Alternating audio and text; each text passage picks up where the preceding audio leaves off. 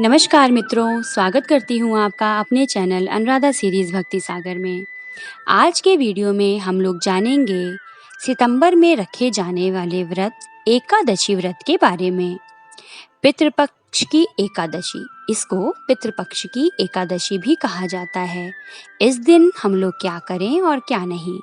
Video शुरू करने से पहले अगर अभी तक आपने मेरे चैनल को सब्सक्राइब नहीं किया है तो प्लीज़ मेरे चैनल को सब्सक्राइब करिएगा और बेल आइकन को दबाइएगा, जिससे मेरे आगे आने वाली वीडियो की नोटिफिकेशन आप लोगों तक पहुंचती रहे। तो चलिए वीडियो शुरू करते हैं। सनातन धर्म में एकादशी का विशेष महत्व होता है। इस दिन व्रत रखकर भगवान विष्णु की पूजा अर्चना की जाती है। इंदिरा एकादशी आश्विनी मास के कृष्ण पक्ष की एकादशी को कहते हैं। इस साल इंदिरा एकादशी का व्रत 21 सितंबर को पड़ रहा है। माना जाता है कि पितृपक्ष की इंदिरा एकादशी का व्रत रखने से न सिर्फ भगवान विष्णु प्रसन्न होते हैं बल्कि पितरों का भी आशीर्वाद प्राप्त होता है। तो चलिए जानते हैं कि आश्विनी मास की इंदिरा एकादशी का व्रत शुभ मुहूर्त, इस दिन क्या करें और क्या ना करें। इस बार इंदिरा एकादशी का व्रत 21 सितंबर दिन बुधवार को पड़ रहा है। एकादशी तिथि की शुरुआत 20 सितंबर को रात 9:26 से हो रही है। वहीं एकादशी तिथि की समाप्ति 21 सितंबर रात 11:34 पर हो रही है। ऐसे में उदया तिथि के मुताबिक इंदिरा एकादशी का व्रत 21 सितंबर को रखा जाएगा। इसके अलावा इंदिरा एकादशी व्रत का पारण 22 सितंबर को किया जाएगा।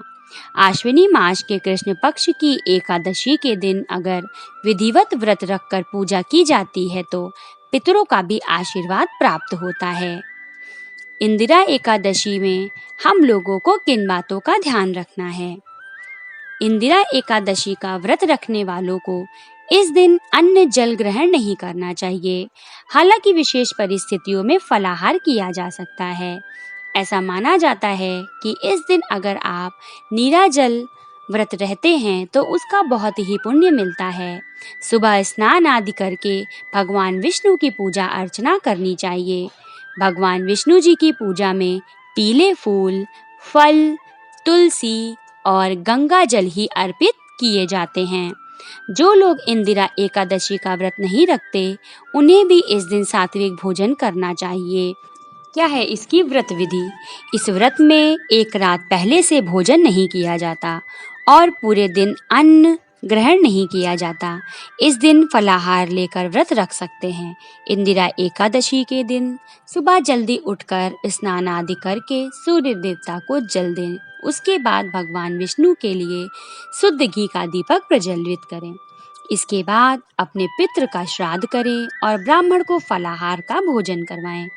उन्हें दक्षिणा दें। फिर आप दिन में केवल एक बार ही भोजन करें। इस दिन श्री विष्णु जी की पूजा आराधना कर इंदिरा एकादशी व्रत की कथा सुने।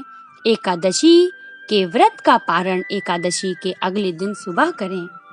क्या है इंदिरा एकादशी व्रत की कथा? ऐसा कहा जाता है कि एक समय राजा इंद्रसेन ने सपने में अपने पिता को नरक में यातनाएं भोगते देखा और उनके पिता ने कहा कि मुझे नरक से मुक्त करने के उपाय करो। तब राजा इंद्रसेन ने देव ऋषि नारद से पूछा कि मृत्यु पश्चात मोक्ष प्राप्त करने का कोई विशेष उपाय हो तो कृपया मुझे बताइए।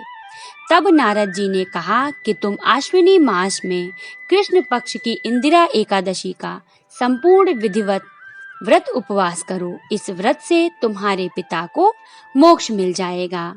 देव ऋषि नारद जी के सुझाव पर राजा इंद्रसेन ने आश्विनी मास के कृष्ण पक्ष की एकादशी का व्रत किया और इस व्रत से प्राप्त हुए पुण्य को अपने पिता को दान कर दिया।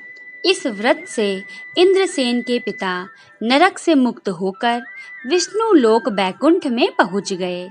कई बार पितरों का उद्धार न हो पाने के कारण घर में सभी पितृदोष लग जाता है, जिससे हर कार्य में बाधा आती है और बार-बार रुकावटें आती हैं। ऐसे लोगों के लिए ये व्रत अवश्य करना चाहिए। ये व्रत ऐसे लोगों के लिए वरदान के समान है। जिस भी व्यक्ति की कुंडली में पितृदोष है, उन्हें यह व्रत अवश्य करना चाहिए। इस व्रत को पूर्ण विधि विधान से अपने सभी परिवारजन के साथ मिलकर रखेंगे तो पितरों का शीघ्र ही उद्धार होगा और उनको मोक्ष की प्राप्ति होगी। चलिए जान लेते हैं क्या है इस व्रत का महत्व। पौराणिक मान्यताओं के अनुसार इंदिरा एकादशी का व्रत करने से 1 करोड़ पितरों का उद्धार होता है और स्वयं के लिए स्वर्गलोक का मार्ग प्रशस्त होता है। मान्यता है कि यदि जाने अनजाने में पितरों से कोई पाप हुआ हो जिस कारण उन्हें पितृलोक में दंड मिल रहा हो तो इंदिरा एकादशी व्रत से उनके सभी पाप नष्ट हो जाते हैं। अगर सच्चे मन और श्रद्धा भाव से इस एकादशी का व्रत किया जाए तो पितृ का उद्धार होता है और पितरों को मोक्ष मिल जाता है। इस दिन प्रातः स्नान आदि कर भगवान विष्णु का ध्यान करते हुए हाथ में जल, पुष्प व दक्षिणा लेकर व्रत का संकल्प जरूर करना चाहिए। दिन के समय में पितृ प्रसन्नता के लिए श्राद्ध अवश्य करना चाहिए। एकादशी के दिन विष्णु सहस्त्र नाम का पाठ करने से भगवान विष्णु की विशेष कृपा प्राप्त होती है। आशा करती हूँ आपको आज का वीडियो पसंद आया होगा। यह जानकारी अगर आप लोगों को अच्छी लगी हो तो वीडियो को लाइक करिएगा। मिलते हैं मेरे अगले वीडियो में, तब तक के लिए जय भोलेनाथ।